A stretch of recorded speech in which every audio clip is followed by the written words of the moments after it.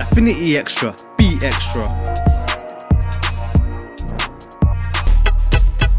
Yeah, guys. This is your boy here, Roger Moore, alongside the main man himself. Yep, how we doing, guys? Oh, it's welcome. It's back again. I was going to say welcome back, but it's been. We had a bit of a break. Yeah, man. As we do, we had had a bit of a break just to give you guys to digest the last couple podcast shows that we've talked about and done, and make sure you fully get it. But it's always good to be back on the airwaves. And if you're a first time listener to our podcast, welcome. You're late, but better late than never. And yeah, so Raj, how you feeling right now before we jump into anything? I'm feeling kind of a bit rough still. Anyway, so yeah, you know what I'm saying. I think just coming out the winter season and whatever, but you know, all good. But you know what, bro? Like, just keep trying to put positive elements, trying to do what's right, mate. You know what I mean? Trying to do what's right is the thing that. We said in our previous couple podcasts, something I said, and when you're just talking, it comes out, and if you can figure it, that's a good point, that the wrong culture is seeping through into our mindsets of people of God's, in inverted commas, through social media. Yeah. So what's right, what's wrong is now becoming more right. Yeah. But I think that's just the future, isn't it? It's the future, but the thing is, we're so used to, especially as black people, we're so used to charisma. Yeah. That you just gotta do that charismaticness on an Instagram post. Yeah. And people's in it. Yeah, so you just do and then the thing is, I love Jamal, but I'm not into Jamal Bryant like that, but Jamal Bryant, he says some really crazy cool stuff. You know what I'm saying? And anyway, I'm not a Jamal fan, I'm not a fan, but the thing is, the way they just put they just put something nice in there, and you go, yeah, man, and then all of a sudden around it, it's like, You know what I mean? But you got these charismatic guys. They got silver tongue people out there. You know what I mean? And they're just wooing away into our subconsciousness.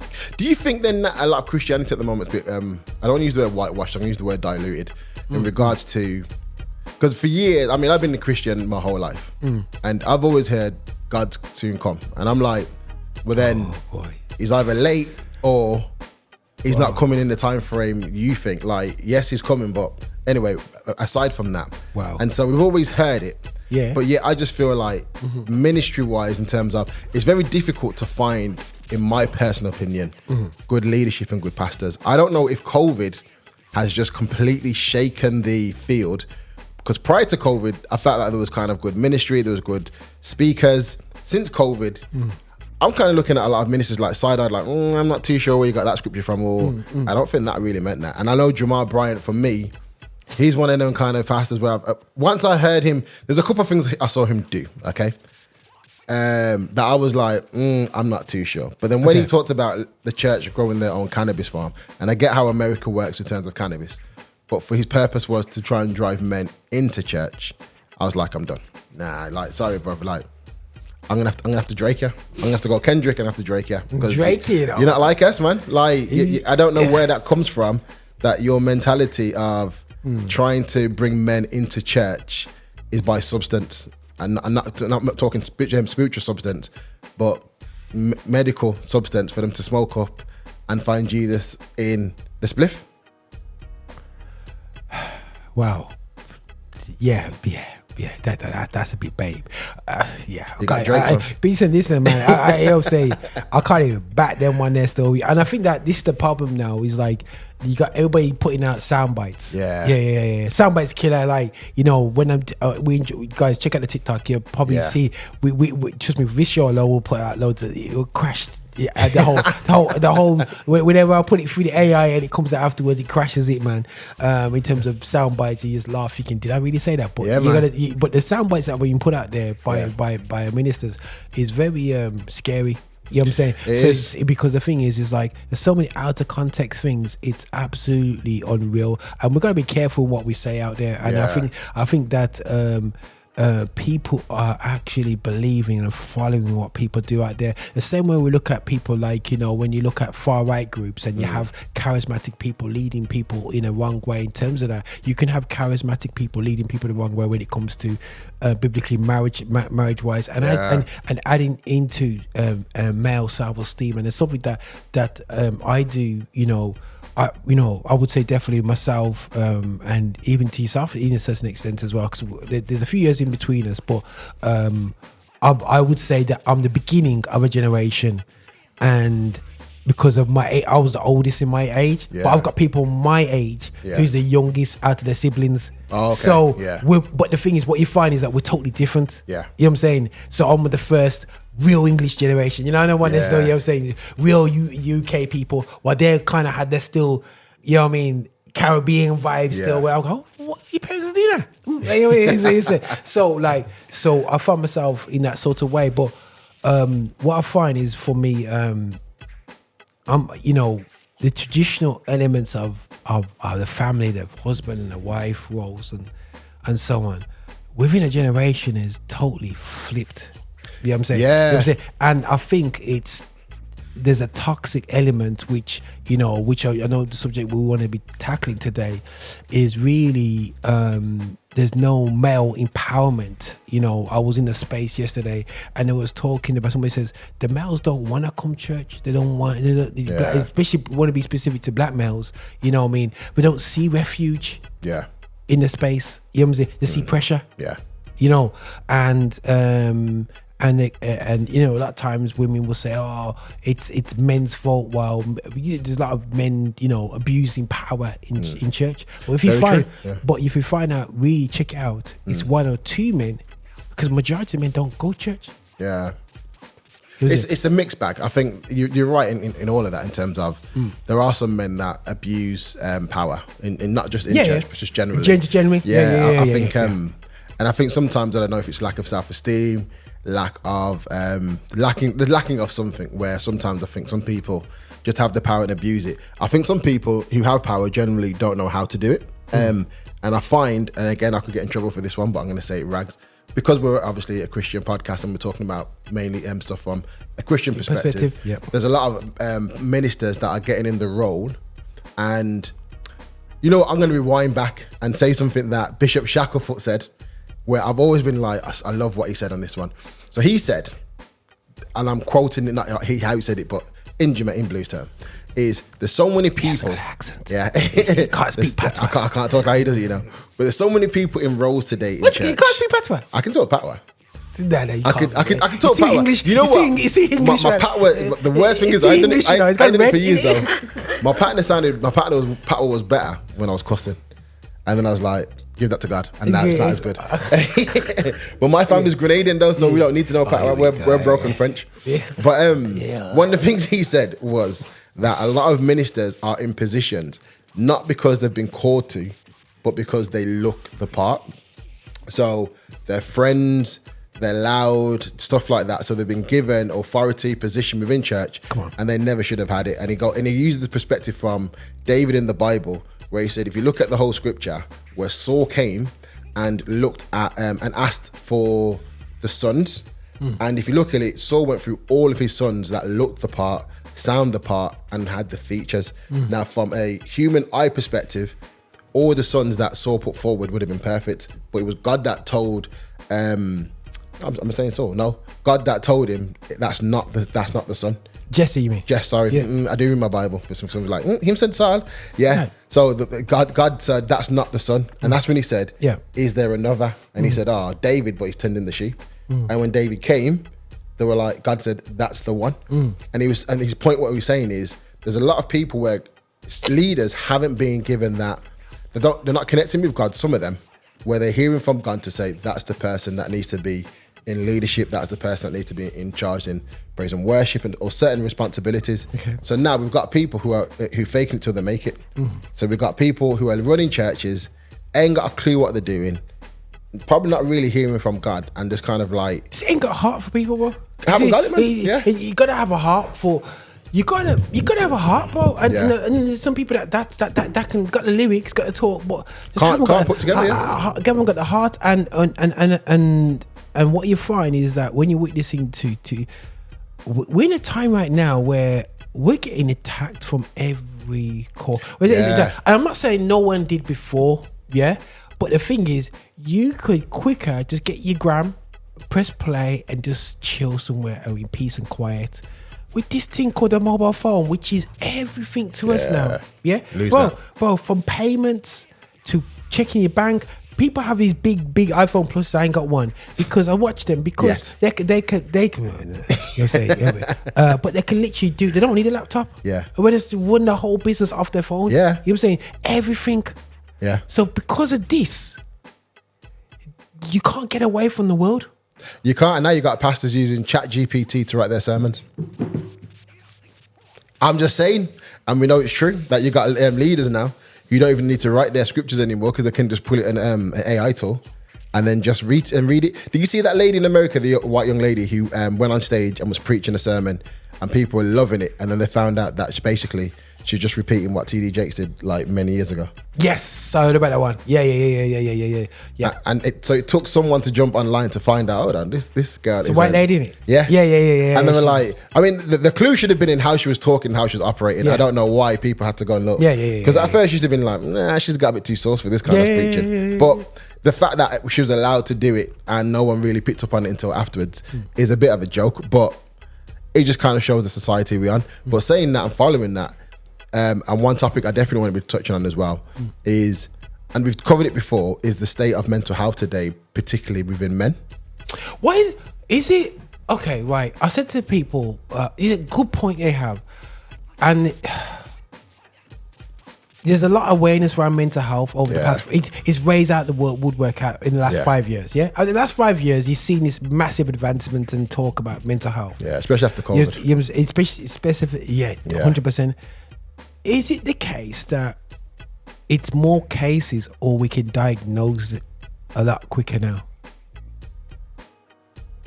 Well, good question. So, Because it's like this, you didn't know, without the internet, you wouldn't know how many disasters were going on in the world. Yeah. And then when people say, look, all these disasters, well, you never had the internet before to know that there's a volcano going off in Thailand. Yeah. Get the radio newspapers. So I'm not saying there's no mental health cases. I'm saying there was mental health after World War One. Yeah. Where you got a bag of mans coming back out of here traumatized from war, but nobody's not talking to them on that level. They don't interpret that issue. There's a load of guys who came back to the UK, then went to Africa and to the colonies to be police officers because they were still in warmonger mode and they were doing their own wars around the world. Yeah. Because they couldn't stop killing. When you train somebody to kind of like hunt and kill and destroy, and then you want, after the war's finished, just go back to your house and chill. Like, no one really does that. You know what I mean? You can't train somebody and prepare yourself for, because really, when you think about it, when you're training for war, you're training for death, you're training for the worst possible outcome.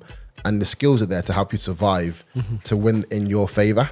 So then once you've trained and you've put your senses on heightened alert, and no one's kind of helped you to kind of ease them down, that's a lot of energy and mental capacity and stuff to be running through, to be like, all right, cool, now what do I do with this, all this built up energy and this built up frustration, worry, concern, to then just go back and do a 9-to-5 job when I was out somewhere kind of preparing myself to die.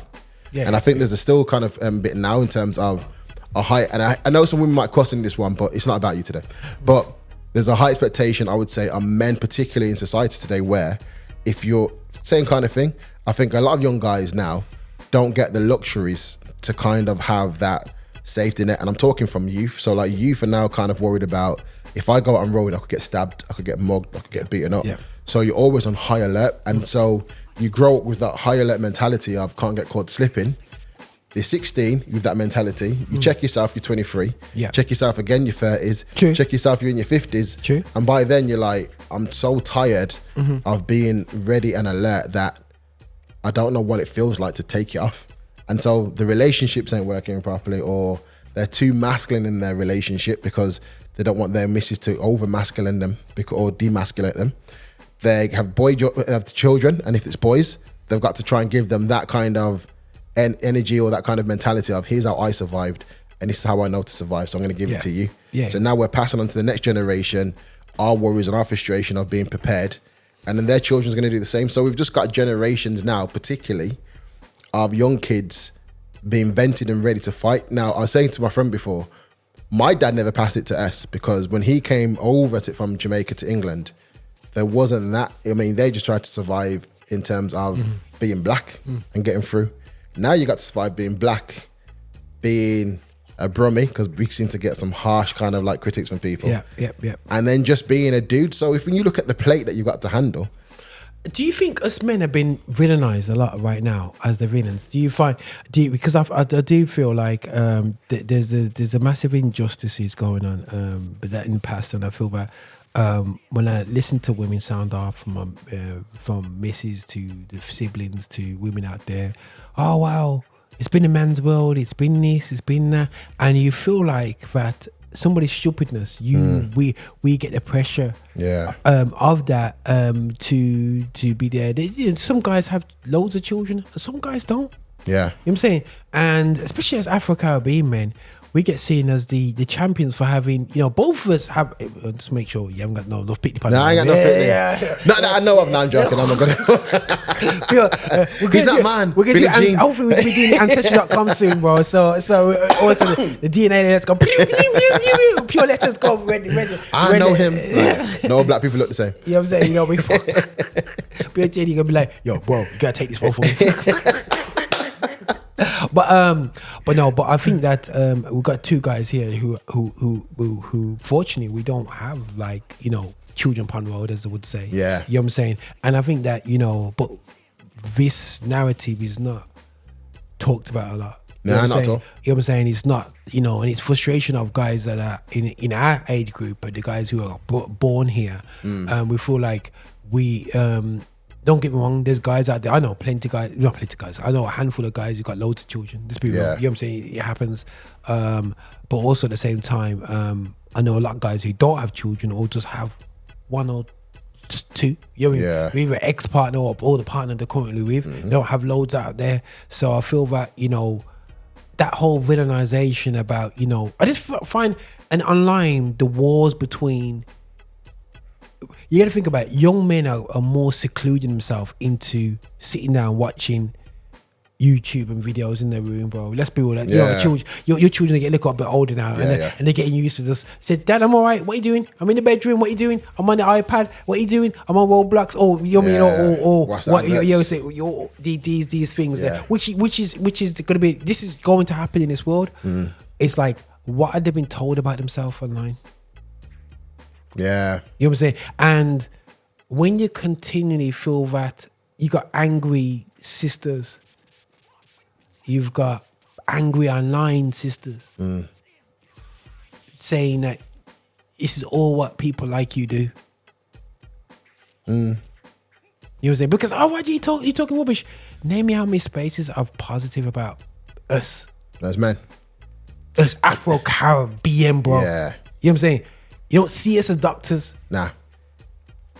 And the ones we do see in those spaces, we self-sabotage to some degree.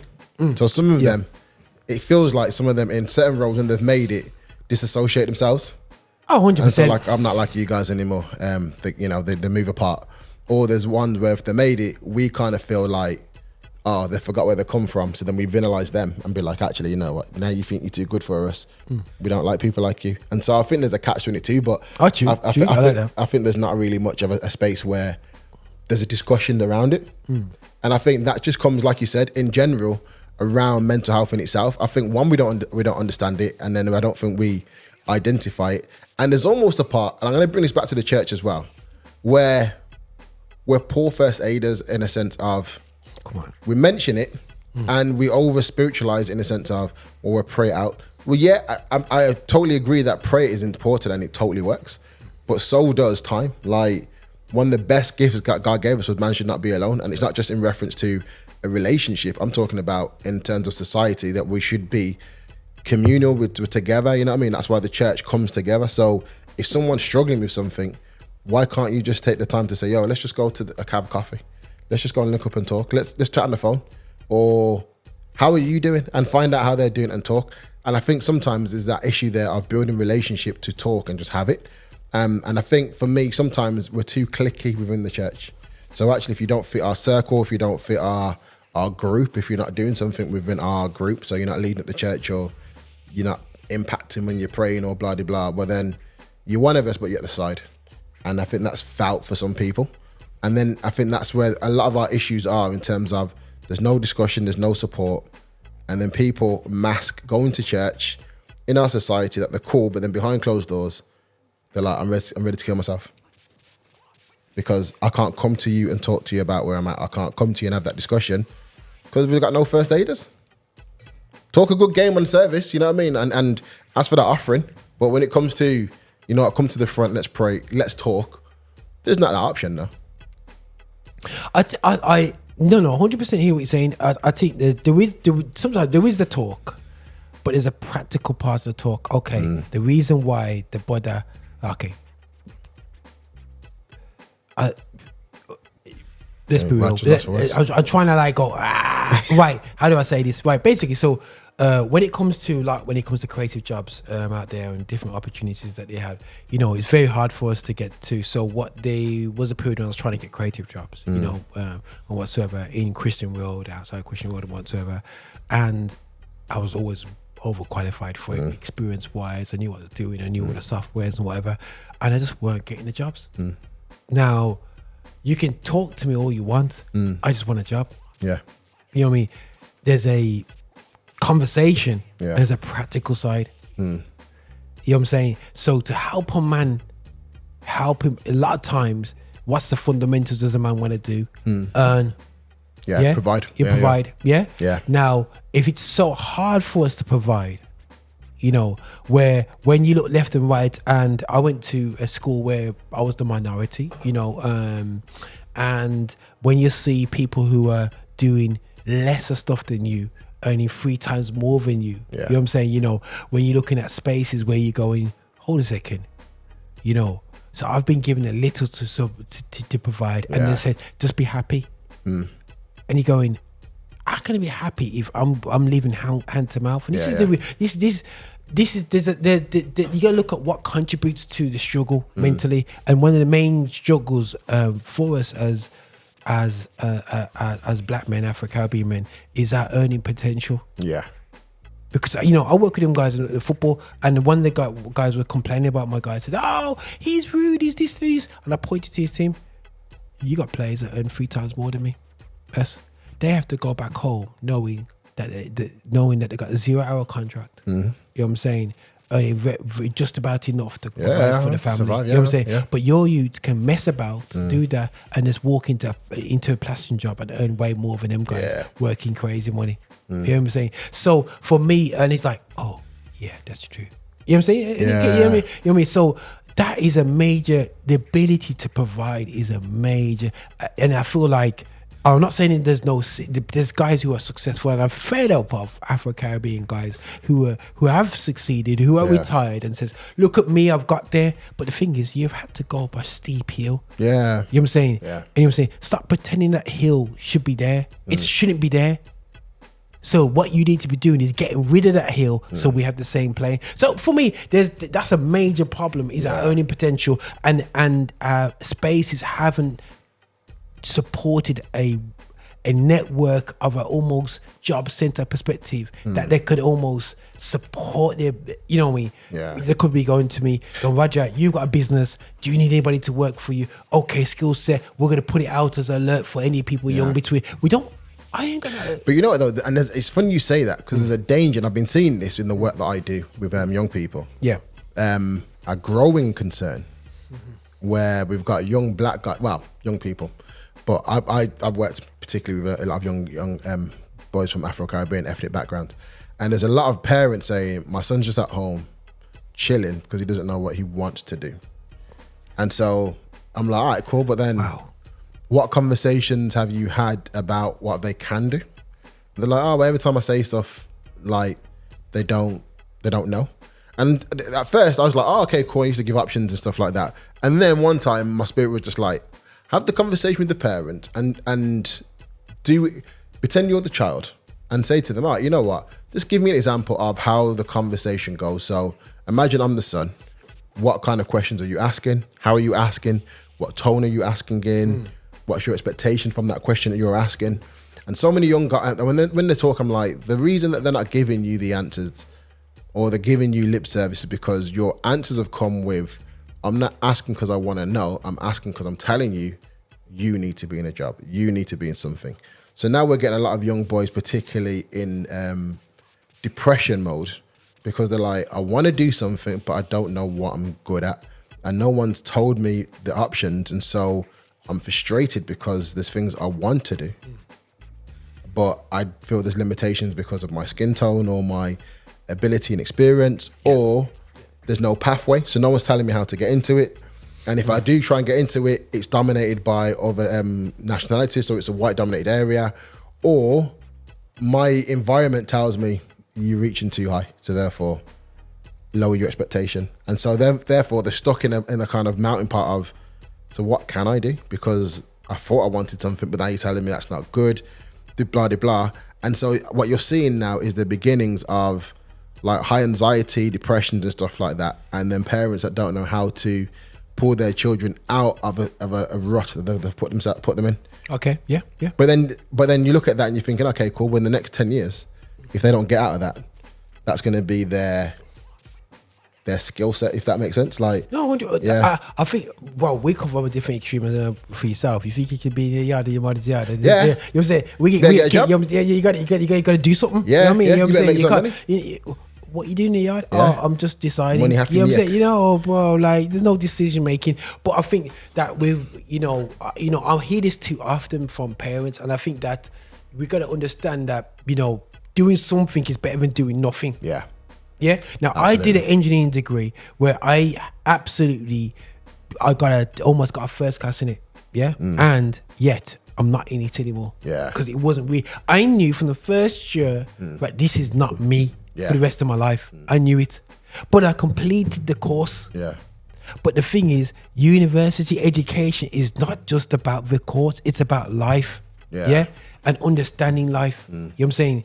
My real beginning to my true career was straight after I left my degree, you know what I mean, and started doing my little divine intervention things and then gospel for you things. That's my real development in my career. Yeah. You know what I'm saying? And learn all the stuff around me, learn by myself, you know what I'm saying? Yeah. Not like, the university course. And too many parents, and are just they're not happy, but I've almost set up for failure. But then the village. So I always encourage that we all have a part to play. So my sons may see you go, you know what, like, yeah, man. And you may talk to them like, I'm getting Denzel on here to do the finances. And I said to somebody the other day, I said, listen, look at this. You try to talk to your people about money. Yeah. Just send them to the podcast. Yeah. Because if it comes from you, they don't hear it. Yeah, it's white noise. You know what I'm saying? 100%. You know what I mean? I was going to say anything white noise. You know what I'm saying? I thought, blue man, I know about them things. So, you know what I'm saying? But Can't grays and that, no, you know. So, but like with them, like I'm saying, like, listen to this podcast because they might click if they hear another voice, like somebody that looks like them. Yeah. And because we don't take the responsibility to input not only into our own children, but to other children. I can't do everything for my children. Yeah. You know what I'm saying? We're not all inputting. So you could want to be, people talk about they want to get into gaming. You know what I'm saying? I know somebody who's actually in the gaming industry, but I don't see them out there. Yeah. You know what I'm saying? Go, I'm in the gaming industry. I want to talk about my career, my life. And this is what this podcasting needs to be. Not only a slave to each other going, girls are like this. Oh, you shouldn't have 15 wives or 15 husbands. We do that stuff, no problem with that. Yeah. But at the same time, we should be putting out positivity. When I did the NHS series, seeing doctors that were all black, up high, like talk about scientists doing that high stuff. I'm like, this is crazy cool. Yeah, you know what I'm saying? Yeah. You know what I mean? Because this could inspire, so much people. Yeah. And not just young people neither. Yeah. Big people. You know what I'm saying? Big people as well, man. Yeah. Because like I'm a geek. I'm a scientist. I'm a this and that. Yeah. When I see other people that look like me geek out, I'm like, yeah. You know what I mean? This is me. You know what I'm saying? Yeah. I'm so misunderstood, but this guy gets it. You know what I mean? They like seeing amoebas and germs and bacteria and looking through scopes and you know what I mean and really look at vaccinations from a biological level. You know what I'm saying? Some of our kids are like that, but we're not engaging them like that because there's nobody to there. So there's a lack of responsibility that we need to. It's not about being bragging, but we need to celebrate where we are.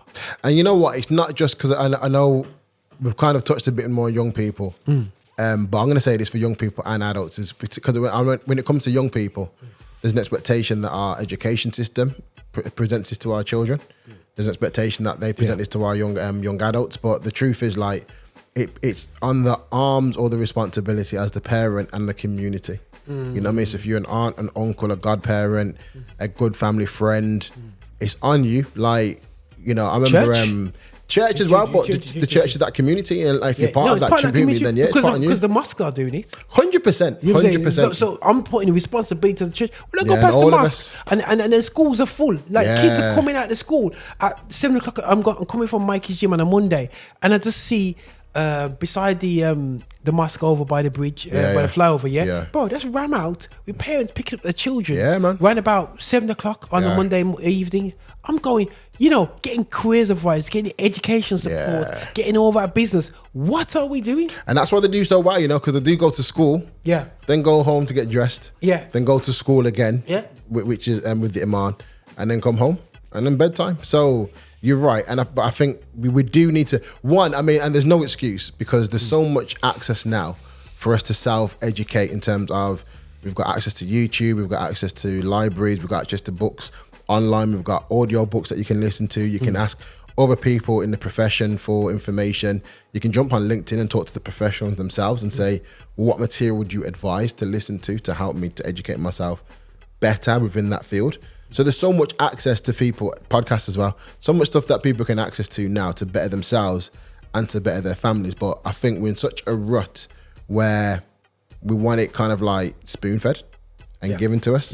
And so therefore there's no work on our part to do it. And I think, I'm not saying that's the contributing factor to mental health, because I remember hearing someone saying before, mental health is just bad brain function in terms of how you think and your options. Like, we talked about just before we came on air, how I've spoken to a few guys just recently who have kind of mentioned suicidal thoughts. And at first it was worrying because it was like, well, how are you guys having these type of thoughts? But then when we have a breakdown conversation, it's lack of options. You're going through stuff. Yeah. And so it's like, wow, to stop the pain from hurting, these are the options presented to me. Rather than, well, actually, what about a break? What about prayer? What about spending time with loved ones? What about spending time with people to help? What about therapy? What about counseling? So many options, but we look at the immediate, how do I get out of this now to stop pain? And then we just go back in society and mask it. Like, there's some people I've seen who have vex and mash up, and then you see them out in public, and you're like, you're good, yeah, bro, I'm good, man, what are you saying? I'm like, come on. That's a mask, man. That's social norm. Sure. You know what I mean? Like, that mask is for other people's benefit to pretend that you're okay. Like, sometimes we say it all the time, like, it's okay not to be okay. And no one's saying you have to go around with your lip drag up on the floor, but people need to, and one of the things I suppose it's saving yourself is you can't go to everybody for help. But you have to mask it because you have to almost have that peacock life, bro. Because as we go into the ages and you want to be out there, you got to fake the funk.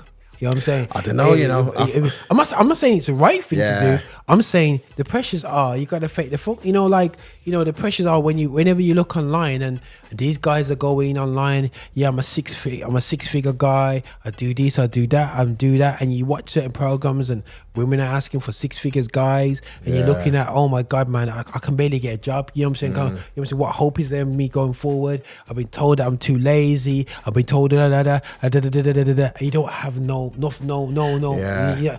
Bro, it's so easy to eat negative right now. It is, but and this is why it goes back to what I said before about unlearning what you've learned. I think, that's a lot, That's a lot, It's a lot, man. And I think unlearning is like, how do we stop the learning getting there? Yeah. You know what I'm saying? There's the unlearning, which is great with the guys that we're looking at right now. But how do we stop the next generation, our sons, learning, going to a stage where we have to go through crisis management? I think, and that's what I'm saying, unlearn to unlearn. I think we've got to learn as adults, we've got to unlearn what we've learned to a degree to be able to say, okay, cool, let me re-educate myself to fully understand something so I can then now give my child the right education. So for instance, me and my wife, for example, will discuss our kids' learning with them, and we would also almost challenge and encourage them to challenge what they've been taught. Because I think the problem with, like, for example, a school system is, and same as society is, there's a system where you're told what to learn and told how to understand it, and there's no time to challenge. It's just how it is. Learn it so you can pass the test to say that you've learnt it and then move on. So there's no chance there or no space there to challenge and dissect. Well, hold on, if that's this, then, you know, what you, like, for instance, I said to my youngest son before, what do you go to school for? He said, to learn. I said, okay, learn what? He said, how to read and write. I said, and then what do you do with what you've learned? And he said, get a job. I said, who told you that? He said, I don't know. All right, cool. So society's taught you that you learn, you educate, then you get a job. What job do you want to get? I want to be a footballer. All right, cool. So how does maths and English help you be a footballer? I don't know. Wow. Okay. What else do you want to be? I want to make lots of money. All right, cool. What does lots of money look like? £200. And what can you get with £200? I can get a house, I can get this. All right, cool. Let's look at bills. Let's look at finance stuff. So my boys know stocks and shares. They don't know how to do it properly, but they understand the basics. The basics of it. More than I ever had at their age. Cool. And for me, it was a case of saying to them, this is access to money you can make, but you've got to learn about it.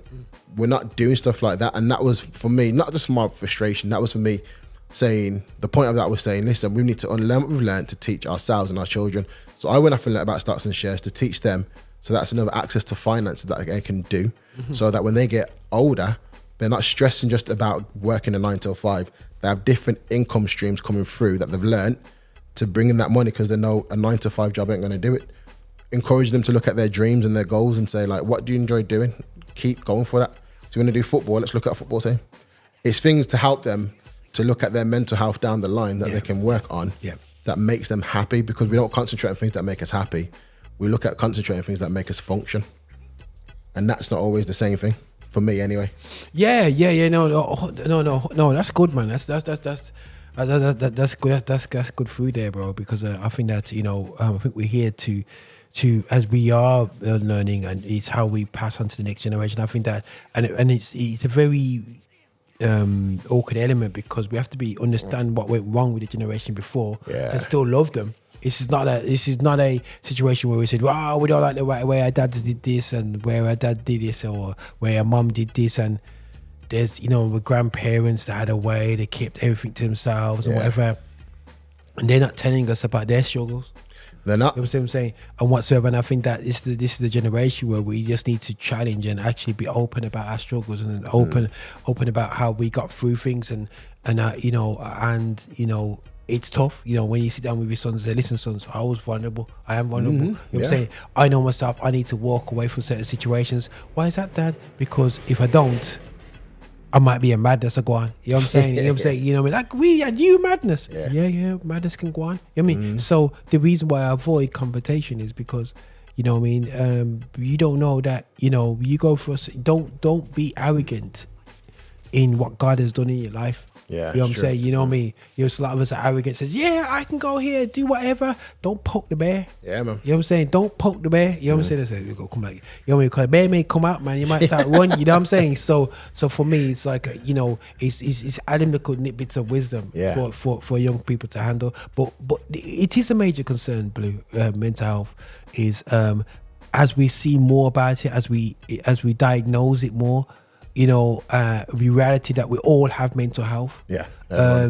So if we all got physical health, I'm heavily into taking care of my physical health.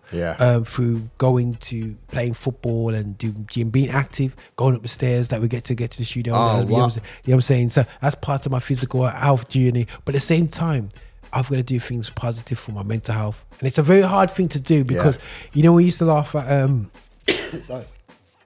Meditating, and people see them yoga man. We as Christians, we don't meditate because we meditate on the word day and night. You know what I mean? But just taking time out, play like a lo-fi track. You know what I mean? It's just breathe.